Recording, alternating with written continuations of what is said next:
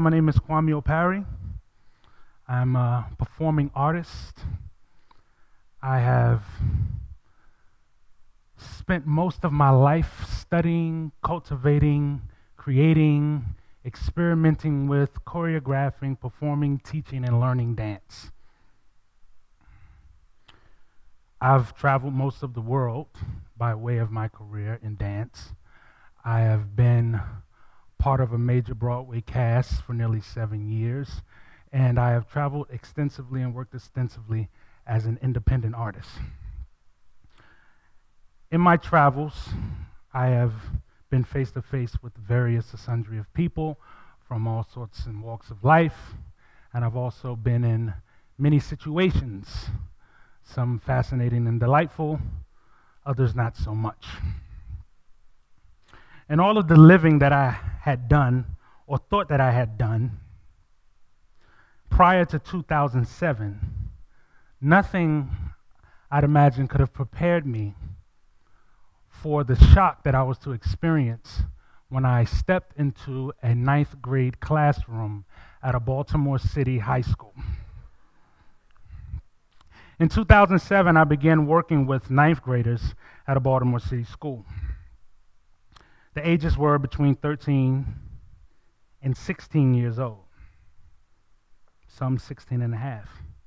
I was hired as a dance instructor to help these students acquire their Maryland State Arts credit, which I was told was mandatory for them in order to graduate. Now, I had been in many classrooms and worked with plenty of young people throughout my career, but that was usually set up through some kind of arts department or arts program that was already at the school.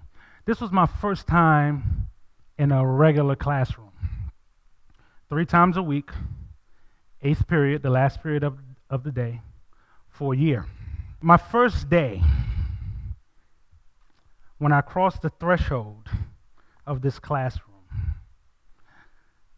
I was barreled over by what I can describe to you now was nothing short of straight bedlam.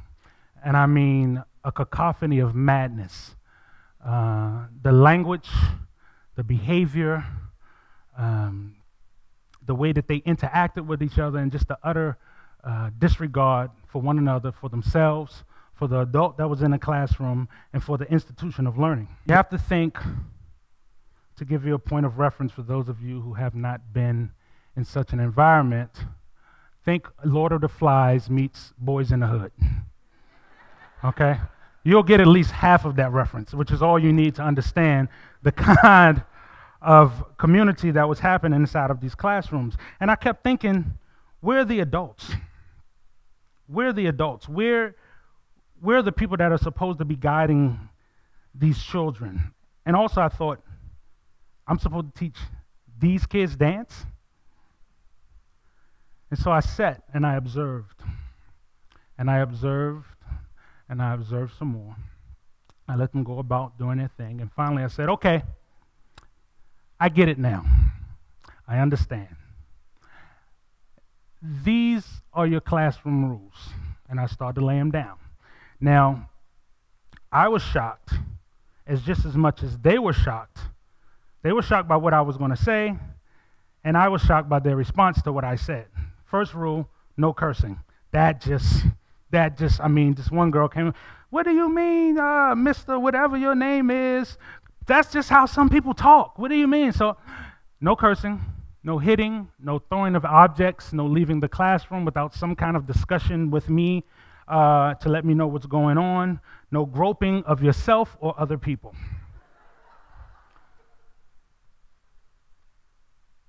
And so we started.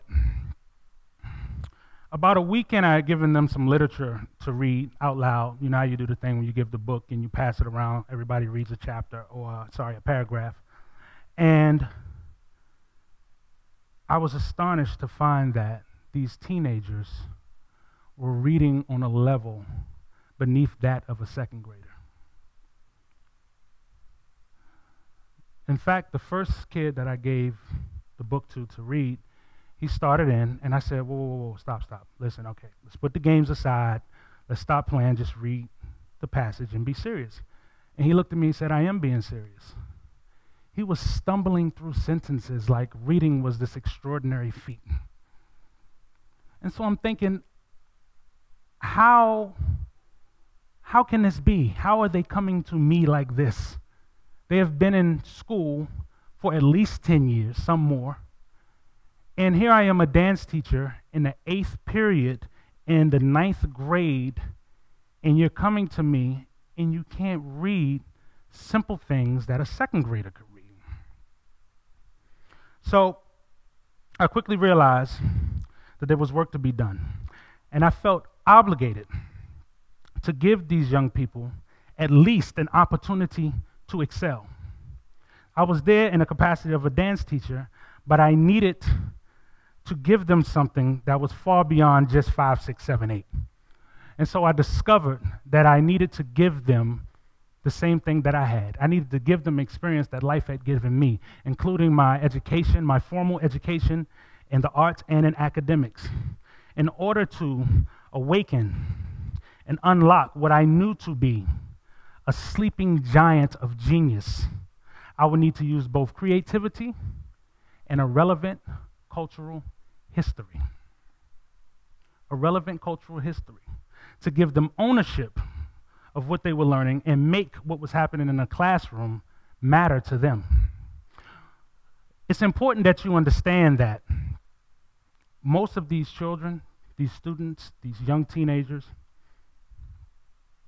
have no idea where they are in the world. Literally. They don't know where they are in the world. They don't know where they came from. They don't know how they got here. They know their city. They know the street that they live on. But they don't know that just to the east is the Atlantic. And on the other side of that Atlantic is their ancestral home. They live their life and know most only about what's in a 5-mile radius of where they live. They know nothing of the world or very little about the world outside of that. And inside of that 5-mile radius, there far too often exists an abundance of poverty and despair. So that's what they see. That's what they see. That's what they see. That is what they're cognizant of as their life and their status as citizens of the world. It's poverty and despair. And then they come into the classroom and they get inundated with talk of people that do not look like them, that have done great things to contribute to the greatness of America and the greatness of the world throughout history. So we began to study these things, all through African dance. We studied geography in the world. We studied, we delved into longitude and latitude. We learned history. We learned all of these things, and each facet of knowledge inherently begat the next. And the conversations and the questions and the group discussions began to flourish. It always came back to the dance. It always came back to the movement. And the kinesthetic intelligence that was developing with the dance also went along to develop the other multiple intelligences that they needed to process various forms of information. Through the dance, I discovered that I'm able to teach them to fish and not just give them a fish. Once they learn that, what they catch and what they do with that fish is completely up to them. And I merely become just a facilitator in the middle of this thing, helping guide them to find their history, to find their connection to the world, and find their personal history. The importance is the relevance of culture, specifically when you're dealing with young students of African descent, dealing specifically with African culture and things that will immediately connect to them. In traditional African pedagogy, as I've studied through my travels throughout the Americas, dealing with people that study this, and as well as in Africa, traditional African pedagogy includes dance, music, song, poems, to teach lessons. These children had never been exposed to that. But once I exposed them to it, their minds began to flourish and wonderful things began to happen. We can teach them all day about George Washington, but where's the connection? We can teach them and deposit into them historical and cultural irrelevant material, But where's the connection? We need to teach these young students about a history that they had prior to slavery. What they learn in schools is what they know that they can achieve to. So they learn that the history starts of the world and the contributions in the world start with slavery and comes forward. So Black History Month talks about slavery and Martin Luther King, but nothing of what their people contributed to the world and to civilizations long before, and all the things that happened in Africa. So once you begin to teach them that, their minds begin to awaken. You teach them about their marvelous history and you watch what happened. Teach them and tell them, I tell them, that your people have done wonderful things and that you too can do wonderful things. Once you tell them, the moment they realize that their people have done something is the moment they realize that they can do something. And that's when you get them. And once you get them, you got them. You understand? And this doesn't matter. Your color, your background, your size. People say, oh, they're going to listen to you because look at your size, they're scared of you. No. That's not how this is operating. It's what's coming from here. As a teaching artist, and as a teacher you should have, but as a teaching artist, we bring passion, persistence, and that personal attachment to the classroom. I expect excellence of them, and there's nothing that tells me that they cannot excel and be the absolute best at whatever this thing is that I'm teaching them. I have no doubt in my mind that that will happen. So I tell them there's nothing that I see in you that tells me that you cannot achieve excellence. There's nothing that I see in you that tells me that you cannot disrupt the status quo, that you cannot disrupt all of the negative things that people say they expect from you and be triumphant. We have to switch. We have to change things up because right now in education, things aren't working. So once you get them, you got them. They start to talk to you. The conversation starts. They start to give. They start to receive. They start to take ownership of their education, and everything becomes different. Their purview of education and everything that happens as far as the experience in school, it shifts. Math is different now. Science is different now. It's theirs. It becomes theirs. I approach the students with this expectation of excellence, and I shy away from what the educational philosopher Paulo Freire calls the banking method in education, where we're just depositing, hoping to withdraw something at test time, and that never works.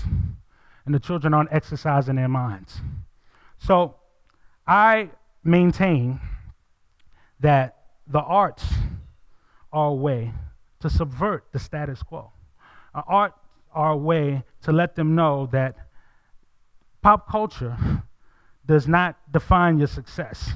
You have a history of people that have contributed great things to the world, and you are part of that story. This is what they see when they walk into the classroom. Back to the poverty and despair piece. So it's up to us. And I'm not talking to just the teachers, but the adults in the community. It's up to us to offer the ones that come behind us something that they can use to let them know that they can achieve, that they can excel, and that their life and their aspirations and their dreams and their goals don't have to just reach this ceiling and stop. To be a great teacher is to be involved in subversive activity. And I believe that dance and the arts and relevant cultural history and relevant curriculum, not just to this one set of students or this one demographic of people, but across the board. What are we afraid of? What are we afraid of? Let's awaken the minds and let's expand the purview of these minority children, of these students, that all they learn about is people that don't look like them and what they contributed to the world. And then let's share that across all the cultural and social lines.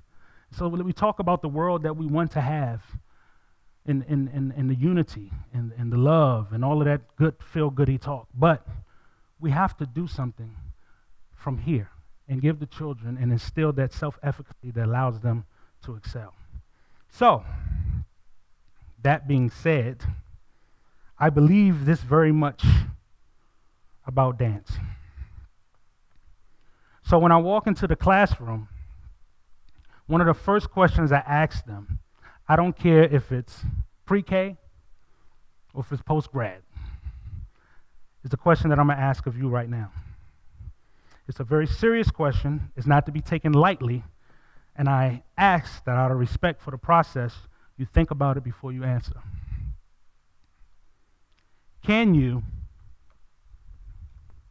count to 4? It's not a trick question. Can you count to 4? Let me hear it. Let's try that again. And I again ask you to please think before you answer. Let me hear it. 1, 2, 3, 4. Okay, so why did you count together just now? Why?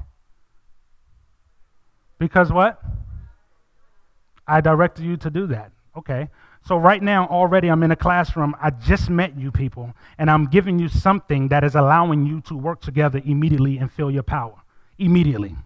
You just counted the 4 together because I just gave you a little push. Let's try it again. 1, 2, ready, and. Okay, good. This next question is even more serious than the first. And I encourage you to look around, because we are a community of learners and educators. I encourage you to look around if you need support. Do you know your left from your right? Yes? Everybody raise their right hand, please. Right hand down, left hand up. Left hand up, right hand down.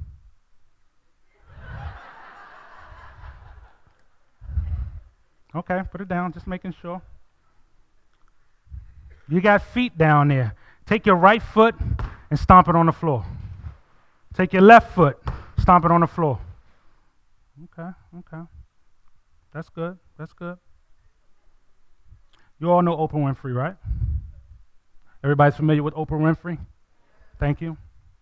Well, like the Oprah show, I've left something under your chairs. Under your seats.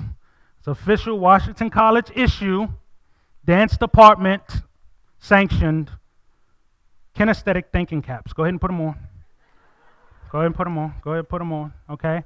Now, to help some of you kinesthetically challenged, rhythmically challenged people, self-proclaimed, I'm sure. There's a loop with a strap. Go ahead and strap it over. Pull it back through because there's Velcro. Then there are 2 screws here. Just 2 small turns. Good. Now shake your head, make sure it's on tight. Good? Very nice. There's a song that we sing. It's an old folk song. It's from Ghana, and it's sung in Nigeria. And it's weird because the mixture is Ghana language, some Ghanaian language, and some Nigerian language. And it's about self-efficacy. It's about a boy named Kofi. And Kofi, the song is saying that you are a strong male. You are someone that can achieve this thing no matter how difficult or large it may seem. With the proper methods and the proper support, you can achieve this thing. I'm going to teach you the song right now, and you're going to sing it to me, and then a few of you will stop me outside and show me how well that you have it. That's the ownership. This is what the students do. So when I tie a historical fact to that, when I tie some social cultural facts to that, now they're remembering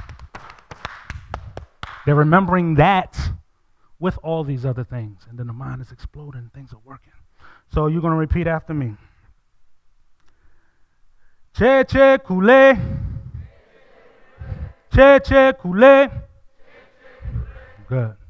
And the problem is, when you respond, you're going to clap. Listen to it like this. Che che kule. Okay, there's a little hesitation there. It's okay. All right. Che che kule. Next is che che kofisa. Che che kofisa. A little louder, I can't hear your feet. Che che kofisa. Kofisa langa. No. Kofisa langa. Yeah, the light's on. I can see all of y'all in here. Let's recap. A little formative assessment. Cheche kule. Cheche kofisa. Kofisa langa. Okay. You still got those? They on? Okay, all right. Katache langa. Katache langa. Here's the problem. Because you're sitting down, I can't see how low you're getting, so I think we should probably stand up. Let's subvert the status quo. Let's stand up. You've been sitting all day. Here we go. Cheche kule. Cheche kofisa. Kofisa langa. Katache langa. Okay, good. Is the congressman still here? Did he leave? The congressman? Okay. I was told by my graduate studies advisor at College Park, make sure, what's his name again? The congressman? Yeah, Mr. Gilchrist. I forgot, sorry. Make sure you get Mr. Gilchrist dancing. Okay. So I was looking for him. So we got Cheche Kofisa, and we got Kofisa Long. Let's start from the top. Cheche Kule, Cheche Kofisa, Kofisa Langa, Katache Langa, Kum Adende. Okay, now which way are we going to go? Remember earlier when I asked you about the left and the right thing? So if I'm facing you, and I'm going, so we're going. What is this? There you go. Okay, just making sure. Cheche kule. Cheche kofisa. Kofisa langa. Katache langa. Kum adende. Now, kum adende is you can, you really, really can. So I'm telling you, you can, you really, really can. All right, here we go. Kum adende. Kum adende. Here we go. Now the kum adende is like the wild card. Me and my daughter have been playing Uno a lot lately, so she rebrought that back into my life after all these years. But kum adende is the wild card, so we might do anything there, okay? Because you got to mix it up. You got to keep them thinking. I'm going to keep you thinking, so make sure your caps are on. Here we go. We're going to get it going. I don't have a clock here, so I don't know how much time I have left. I have how much I need. Wonderful. Here we go. You ready? Give me a little bop. Make sure you're nice and warm. Get those knees warm. A little neck roll. Okay. This is called the Town Boogie. I just named this. This is Town Boogie right here. Here we go. Ready? Here we go. Cheche kule. Cheche kofisa. Kofisa langa. Katache langa. Kum adende. Kum adende. Cheche kule. Cheche kofisa. Kofisa langa. Katache langa. Kum adende. Kum adende. Kum adende. Cheche kule. Cheche kofisa. Kofisa langa. Katache langa. Kum adende. Kum adende. Kum adende. Thank you guys very much.